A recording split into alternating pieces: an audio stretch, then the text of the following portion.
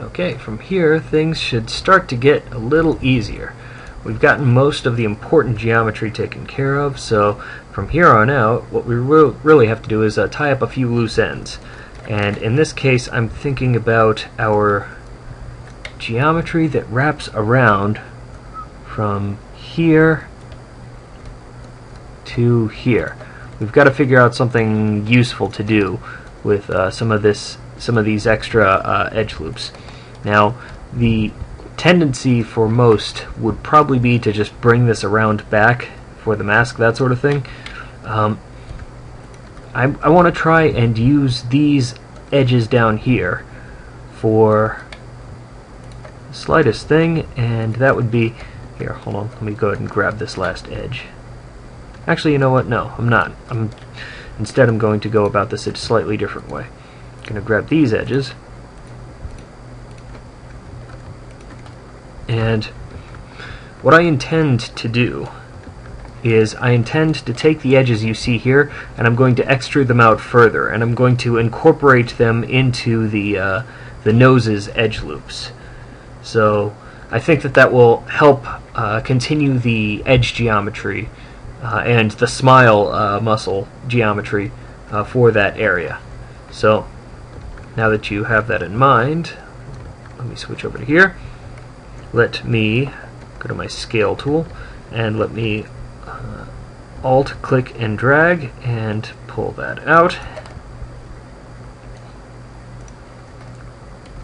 As usual, this vertex gets pulled a little too far, so let's bring it back in ever so slightly. Oops, looks like both of them got pulled. Grab that as well. And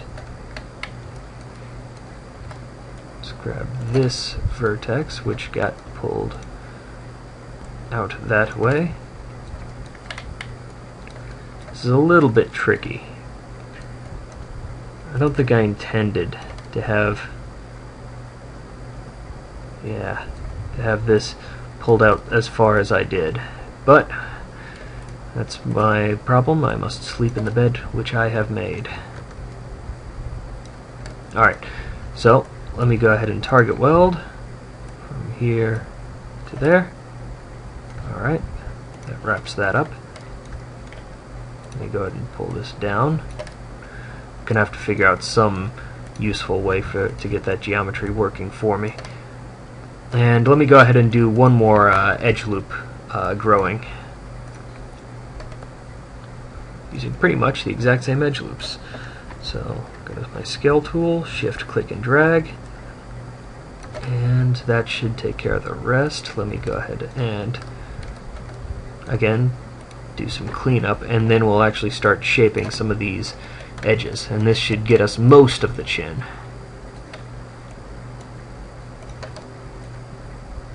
Target weld once again, get that all connected together, and it looks like I need to do housekeeping again down here.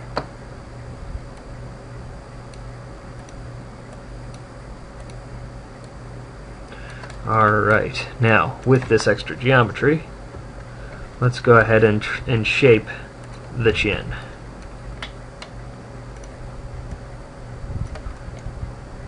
And the most difficult part in all of this will be deciding what edges should go where. Although I'm already liking the setup that we've got, so it's definitely a good start. Let me go ahead and protrude this out a little bit so as not to make it a sharp drop-off. I mean, it looks cool hand-drawn, but I think it might be a little too jarring in 3D land. So I'm going to taper it off a little bit, give it a bit of a chamfered edge, if you will.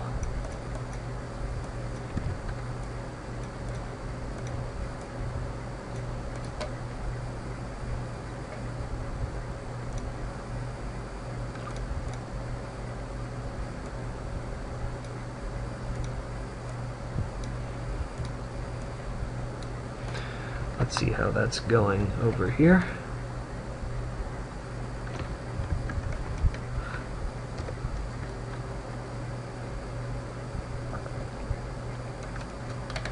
not looking too bad. I definitely want to try and ease up this area because I feel like that's just too strong a crease. And I want to dye that down a touch.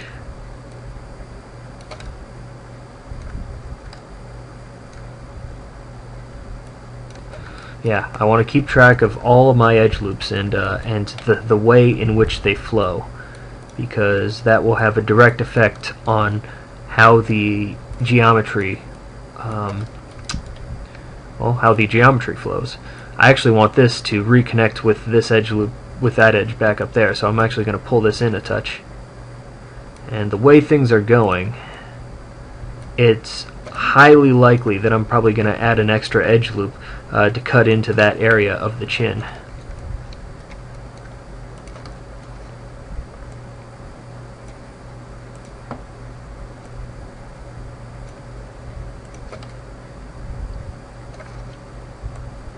Go ahead and ease up on some of that. Pull that up a little. And try and keep track of my flow. So I definitely want to pull these two in a little further. Alright. Maybe even do the same here.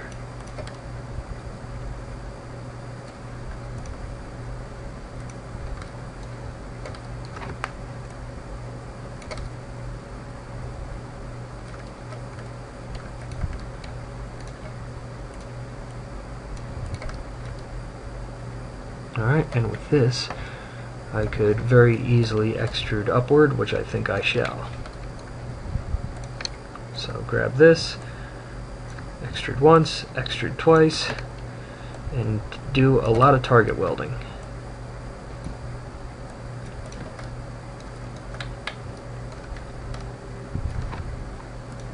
Okay, target weld. Hang on a second, I want to make absolutely certain that this looks like a triangle, but I believe it to be a quad. It is good. Just needed to verify where those verts were so that I didn't make a mistake with my welding.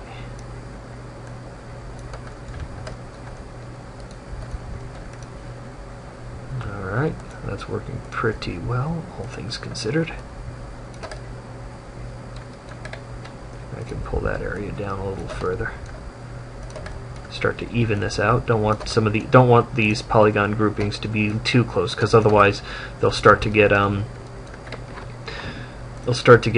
wrinkly, so to speak. And they'll perform they'll perform deformations that I don't really care for.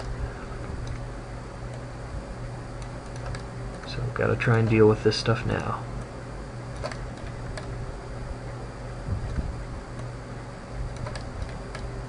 And yeah, let's see.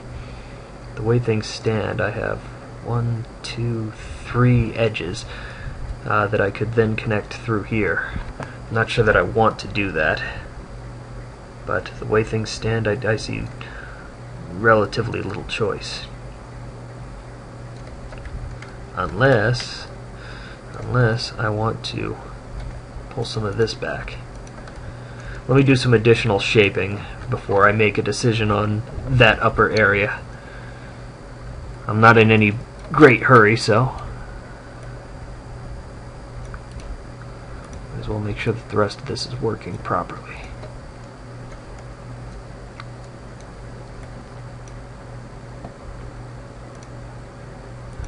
And yeah, let's go ahead and harden up this jaw area, because we want that to be nice and solid and rough and tumble.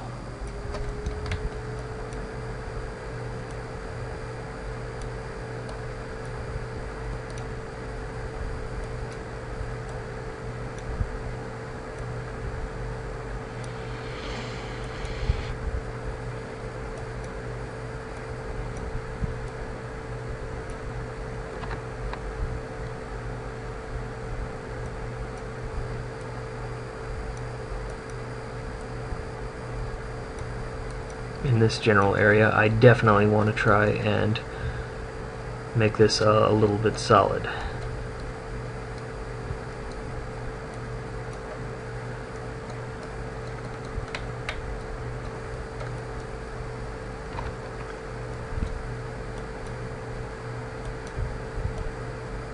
as much as the model will allow for.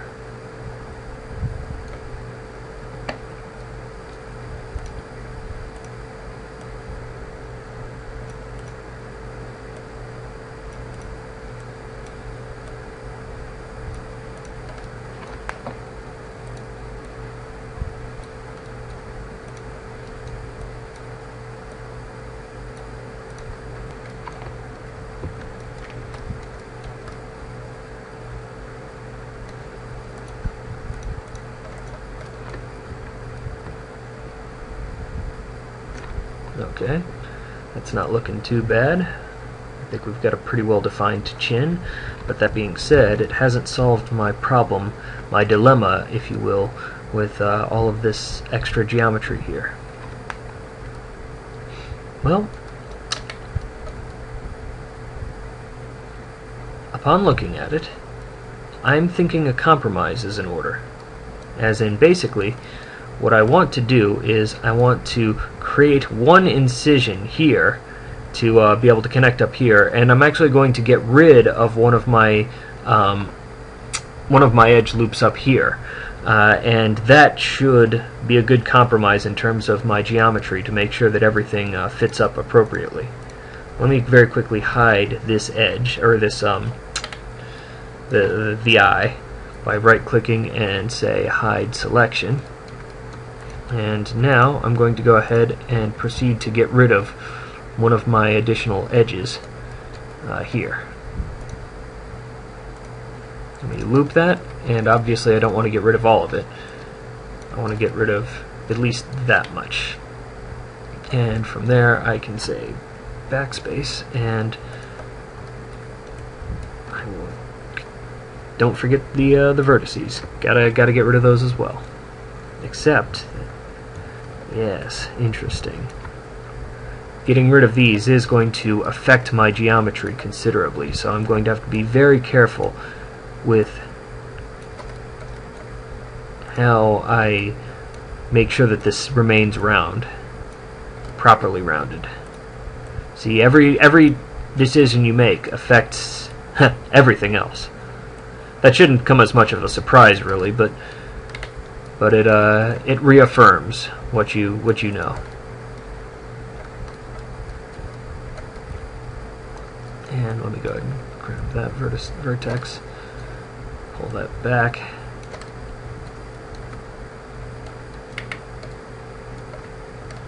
And I'm going to actually have to grab these and pull this over to compensate for the lack of the other one.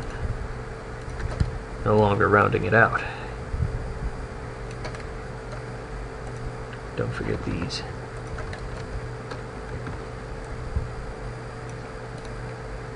And let me go ahead and push that back a touch further.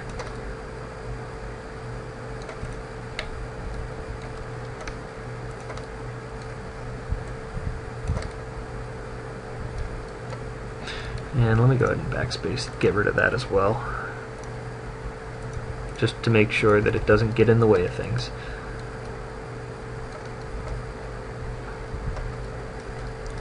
In fact, you know what, I'm probably going to do that for all of these, just for... I actually like having a full polygon back here, so that if I ever need to make a selection in the eye area, what I can do is I can actually just select this polygon and then I can just grow the selection. It's a trick that I've picked up over time, and it's a useful trick. So anyway, now then, let's right click and unhide all, get that eyeball back in here. Let's turn mesh smooth back on, make sure that it's still the polygon mesh still wraps around the eye. It does so pretty well without any major flaws or surprises. And from here on out I should be able to proceed.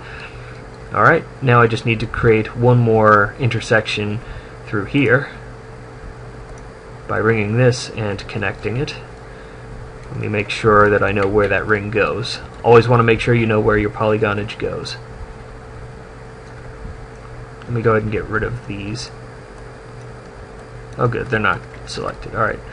Okay, I should be able to just hit connect. Oops, you know what? The connect was set for 2 edges. I need to switch that back to 1. There we go. Okay, all this is looking kosher. It's looking good. Alright. I may want to pull some of this out just to get it a little less linear. You never want to forget about things like that. Anyway, so from here on out we should be able to get this the rest of the way. So I'm going to grab these 2 edges, hold shift, click and drag. Hold shift, click and drag again. And now it's a whole bunch of target welding. I said target welding. Hang on a second. Okay, target weld that to there. Target weld this to there. Oh wow, did it get all of it? I didn't even tell it to do the last bunch. I didn't know it did that. Okay. But it did, and it worked out pretty well, all things considered, so let's go ahead and shape out these 2 verts here.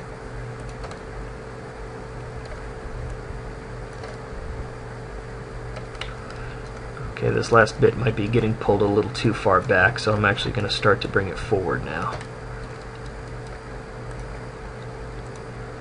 Try and give him some cheek bones. Make him strong cheeks.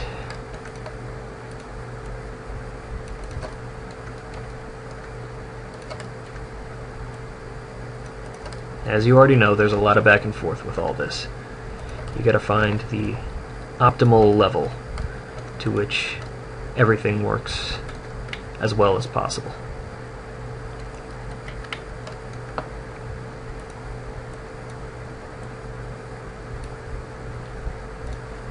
Okay.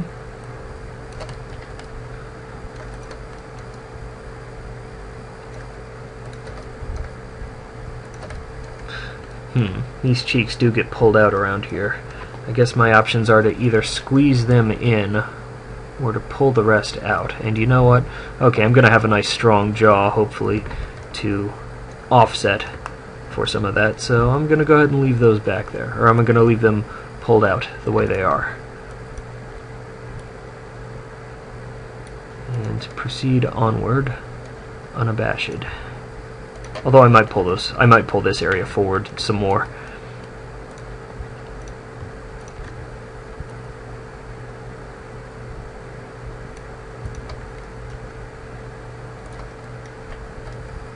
Because I don't like this dip here. I don't think that it will read very well.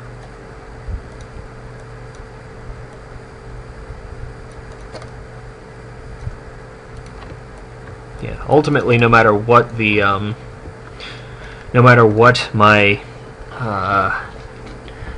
drawings that no matter what my planning drawings show me, if it doesn't look good here, it doesn't look good here. So go with your gut and trust your instincts when it comes to final decisions on how things should look.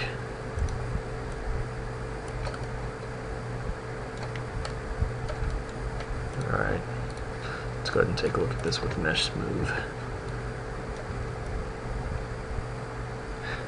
Not bad, not bad. I still need to work out some of this geometry with the cheek area. I do like this jaw. I like the way that it flows.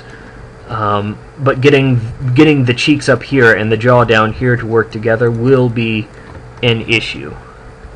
But that being said, whoa, what's going on? Good Lord. That being said, I'm relatively pleased with this. I don't have too many qualms with it as it stands. So with that, I'm going to leave you and I'm going to say, model a face. Make it look good.